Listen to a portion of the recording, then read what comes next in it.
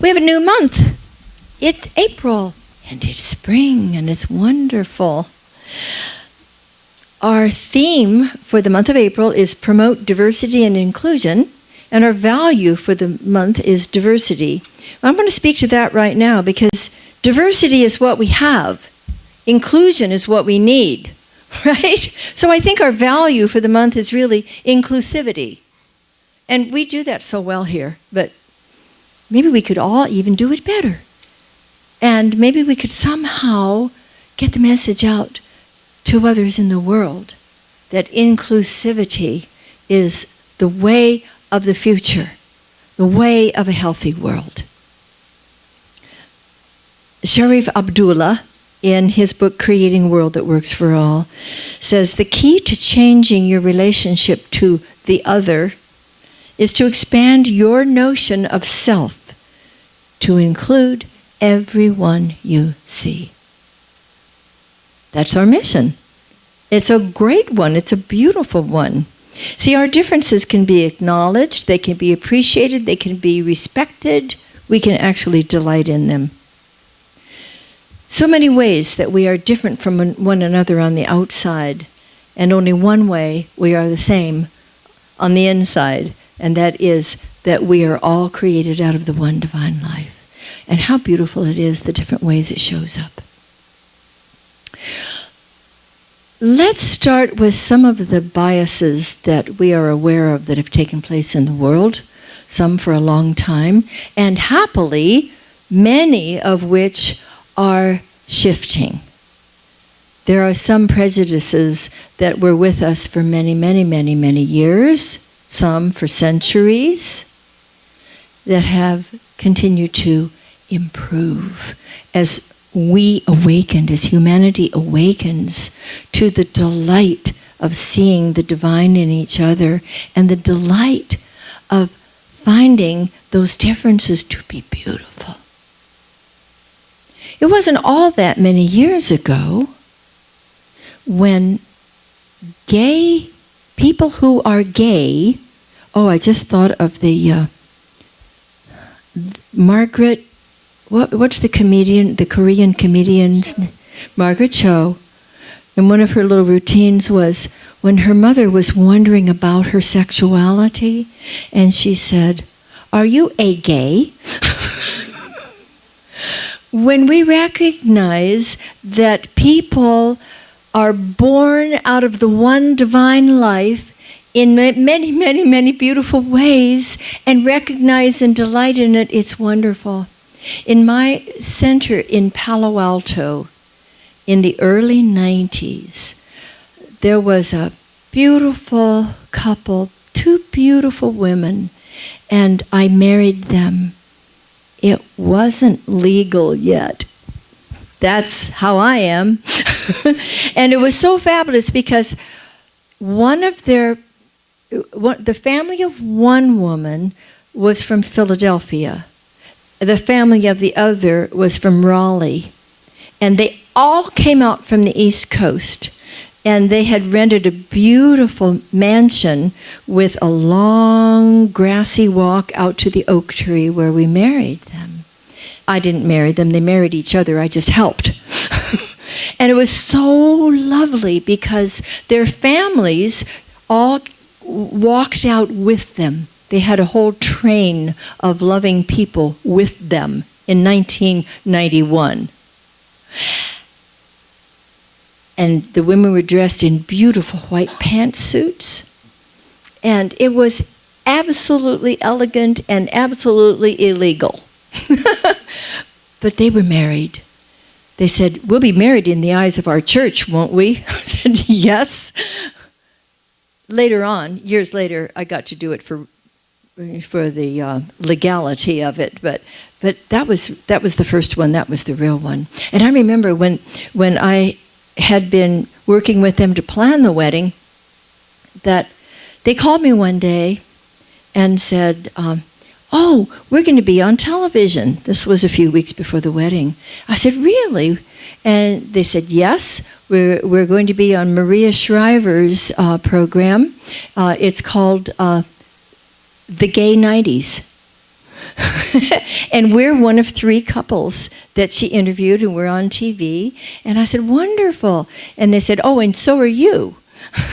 Because they had taken a clip. Oh, that's right, it was after the wedding, because they had taken a clip of the wedding where I said to these beautiful women, I said, you may kiss your bride. And so there I am standing in my robe, telling them they could kiss each other. And they showed that on TV for weeks before the show came on as a teaser. My son called and said, Mom, you're on TV with Kate and Leigh. It's great. So it was so wonderful, because at that time there was still change taking place, still deeper understanding occurring. And I had minister friends, colleagues from all over the country when they saw that calling me and saying, thank you, Maxine. Thank you. We're opening things up. That wasn't all that long ago, was it? You would think it would have been more open and understandable and something to rejoice at that time. I've married gay men, and that's wonderful, wonderful too. And you've met all 4 of them. Those of you who have been here for a little while come from California. It's a wonderful feeling to know that marriage is marriage and love is love, right? Love is love is love. By the way, our beloved Richard Veith will be home soon with baby Henrik. This has been quite an amazing adventure for him, for them, because Henrik, he's in Colorado where he was born. And here's this wonderful single dad who's just doing it all right. And the baby was premature, so he's had some procedures, and the pictures he sends are so precious. This little guy who is just spunky and sweet and cuddly as he can be, he and his dad are bonded like that. And this is different too, isn't it, from years past, where we can have a single father and celebrate that. Oh, are we going to give a party? Let's give them a party when they get back. And different, diverse, divine. Different. How about differently abled? We like using that term now, huh? Instead of disabled, because dis is, dis-ease, dysfunction. No, let's have differently abled. Like the little boy I was telling the kids about in Wee Wisdom this morning. You've heard of a man named Stephen Hawking, yes? Differently abled. Brilliant. Oh my goodness, the things that he brought to us. He said, my advice to other disabled, he used the word there, my advice to other disabled people would be, concentrate on things your disability doesn't prevent you from doing well. And don't regret the things it interferes with. Don't be disabled in spirit as well as physically. You want to see it again? And thank God it's temporary. Our lives are temporary here. We have the opportunity to celebrate them every day that we are here on this earth, and to celebrate everybody else's expression of life. Different ethnicities, different religions, different philosophies, different politics. Having a different point of view is not wrong. It's different. Some of the couples counseling I have done in the past, I have the fun of asking, what was she wearing when you first met? Well, let's see. It was blue with some white polka dots on it on the blouse. Then I asked the other. She says, it was a brown turtleneck. They have different memories of the same instant. Not wrong, different. Well, if you had a movie, you could show them, then one could say, see, I was right. Yeah, I was wrong. That doesn't matter. What matters is the experience. Because underneath whatever they were wearing, whether it was a brown turtleneck or a blue polka dot blouse, there was love. That's what matters. Underneath the differences, there is and there can be love.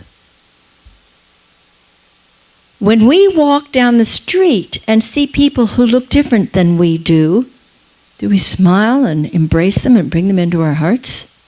It can surprise people sometimes when you do that. And it can delight them. And you never know what happened in their day that morning and how much looking in their eyes and smiling open-heartedly can make a difference for that one person. We have the opportunity to do that every day.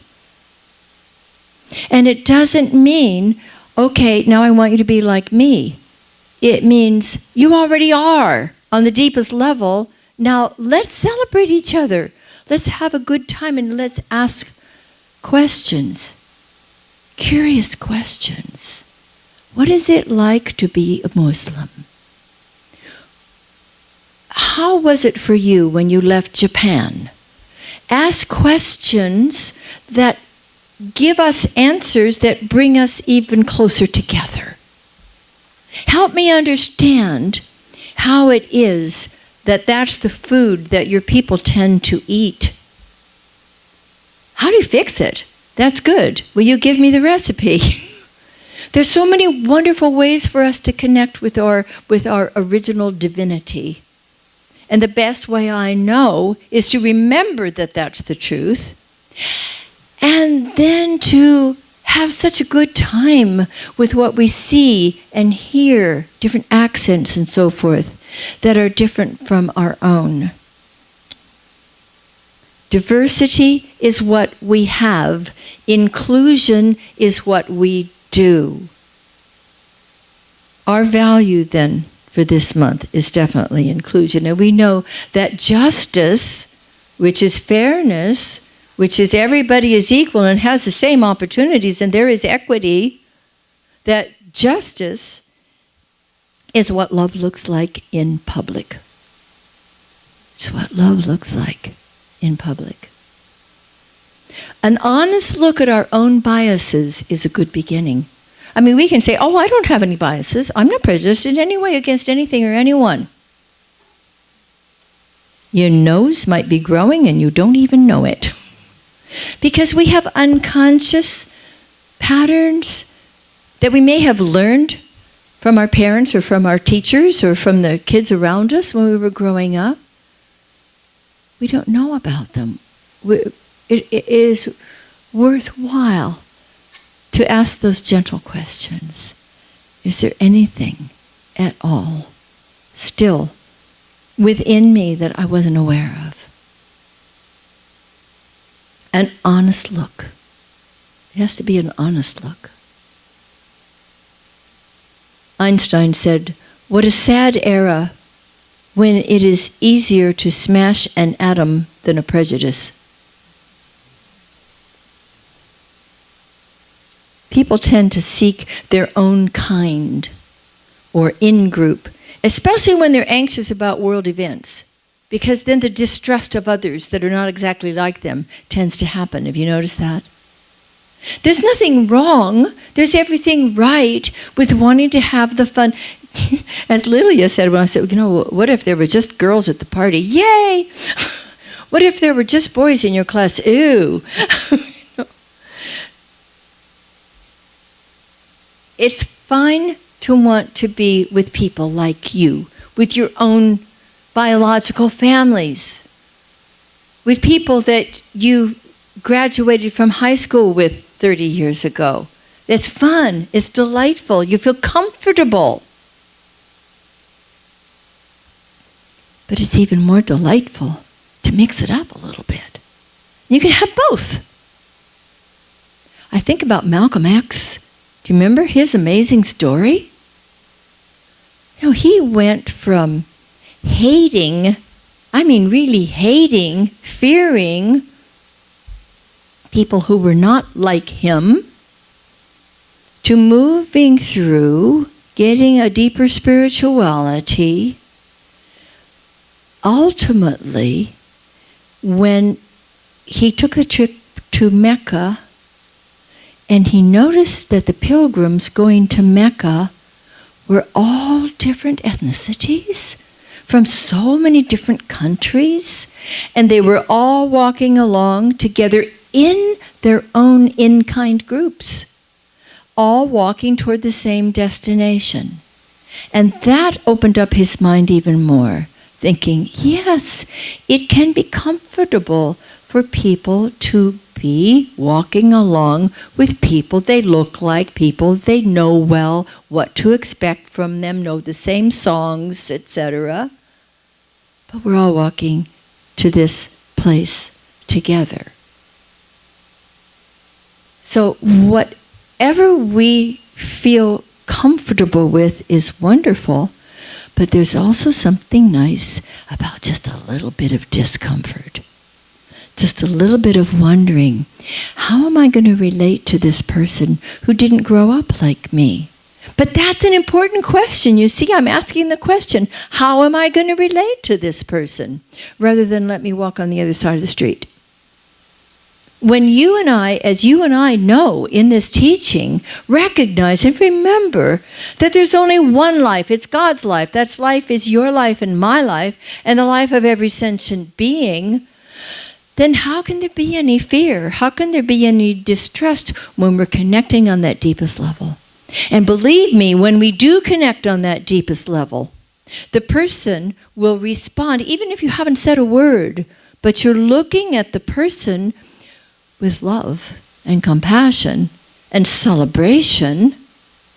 There's something within that is very likely to respond.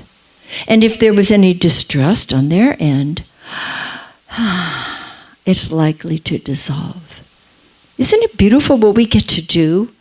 You know, this month, as Centers for Spiritual Living has recommended, is about living our teaching in a way that we are making a difference in our environment, that we're making a difference socially, that we're bringing spirit out into the world and saying, I know who you are and I love you. Not always saying that out loud because people might not understand that. Sometimes it is nice to say that out loud. So as we take a gentle look at these things that still may be lingering a little bit, it's a beautiful exercise. And we're bringing our teaching to our own lives more fully and bringing it to others as well.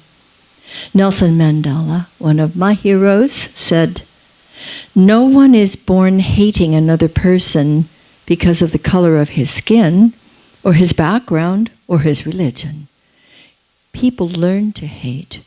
And if they can learn to hate, they can be taught to love. For love comes more naturally to the human heart than its opposite."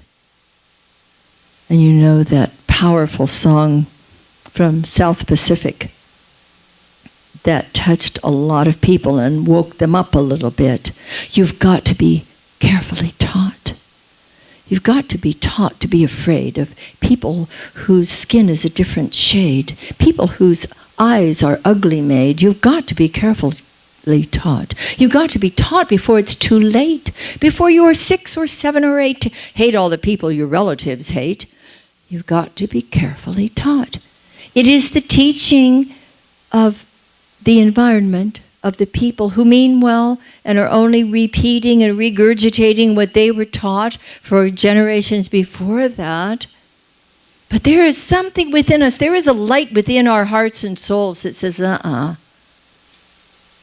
Even if people are raised in a prejudiced home, no matter what color or what ethnicity or what religion they may be, even if they're raised in such a way, usually there's something in that child that says, I don't think so.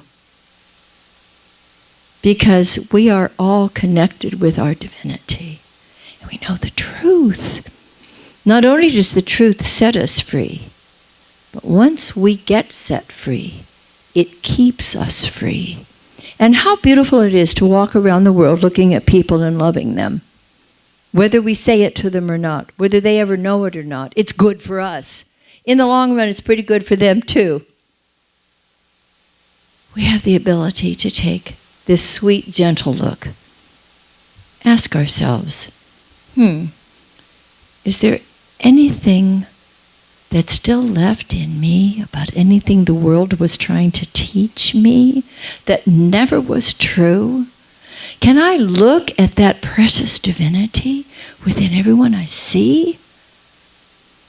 Whether it's a 2-year-old or a 92-year-old, and also not be judging about, oh, they're so young, what do they know?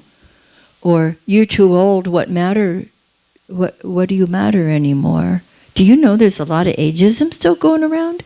Can you believe that? Don't, because there's nothing to it. I love to mature, not gonna get old.